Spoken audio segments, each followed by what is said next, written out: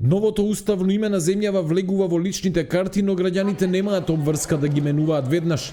Сепак оние на кои им важат и после 12 февруари 2024, по овој датум ќе мораат да вадат нови.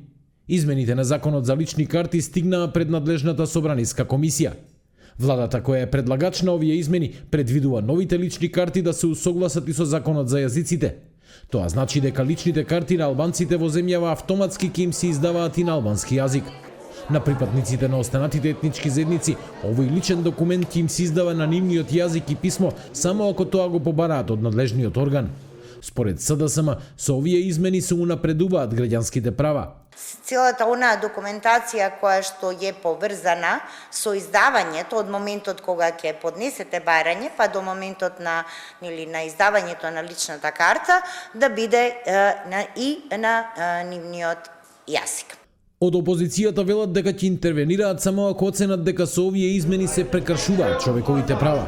Никој од нас нема да гласа, претпоставуваме другите колеги, за закони кои што одземаат определени човекови права, кои што се загарантирани со европските конвенции и со конвенциите на Обединетите нации. Набавката на хардверот и софтверот за изработка на новите документи ќе чини нешто над 6,5 милиони евра.